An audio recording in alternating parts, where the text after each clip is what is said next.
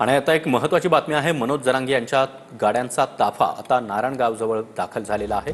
पुणे नाशिक महामार्गावरून जरांगेंचा ताफा मुंबईकडे मार्गस्थ झाला।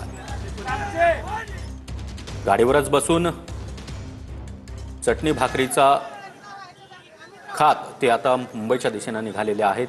हे दृश्य आपण पाहतोय। जरांगेंचा ताफा नारायणगावमध्ये दाखल झाला आहे। वेगवेगळ्या मार्गाने मराठा समाज मुंबईमध्ये त्या ठिकाणी जाणार आहे। प्रश्न विचारणार आहे सरकारला की आमच्या आरक्षणाचं काय, आमच्या भविष्याचं काय, आमच्या लेकराच्या शिक्षणाचं काय।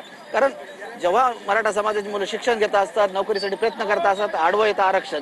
मार्क कितीही घेऊ द्या, सगळ्यात जास्त टॉपला मराठा समाज गेला तरी त्याला कुठेतरी मागे पडावं लागतं केवळ आरक्षण न भेटल्यामुळे। आणि ही तळमळ जरांगे पाटील यांनी जाणून घेतली, त्यांना कळाली आणि ते मराठा समाजाच्या आरक्षणासाठी आता रस्त्यावर उतरलेले आहेत। जरांगे पाटील यांचं आंदोलन म्हणजे एक वेगळं आंदोलन असतं। ठाम ते त्यांच्या विषयावर असतात, त्यांच्या भूमिका कधी बदललेल्या नाहीत, कधीही ते सरकारला मॅनेज झालं नाहीत, कधीही ते त्यांनी बंद दरवाजाआड चर्चा केली नाही। त्याच्यामुळे जरांगे पाटील आज मराठा समाजाच्या मनामनात आहेत आणि मराठा समाजाचा विश्वास आहे की जरांगे पाटील आहेत तर तेच आम्हाला आरक्षण देऊ शकतात।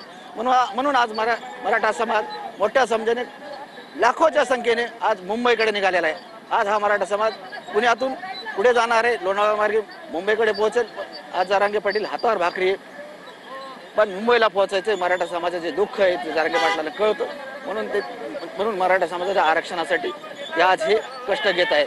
दादा, मराठा मुलांचे जेव्हा निकाल लागतात किंवा नोकरी लागती, प्रश्न असतो, पर्सेंटेज असतं, टॉपला असतात, फक्त आरक्षण नसतं म्हणून डोळ्यात पाणी असतं। आता नाही येऊन देणार।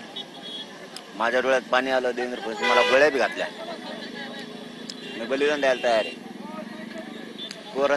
पोरींच्या डोळ्यात महाराष्ट्रातल्या मराठ्याचा पाणी नाही येऊ देणार। समाजाचे पोरं सुखी समाधानी करणार, त्याशिवाय मागे हटणार। पूर्ण आयुष्य समाजासाठी वाहिलेलं आहे, लढणार। जी अवस्था विद्यार्थ्यांची आहे तीच मराठा समाजाच्या शेतकऱ्यांची आहे। आपण पाहिलं तर आकडा शेतकऱ्यांचा ज्या आत्महत्या होतात त्यात मोठा आकडा मराठा समाजाचा असतो। त्यालाही सरकारचे धोरण कारणीभूत आहे। वाटोळं केलं यांनी, वाटोळं केलं।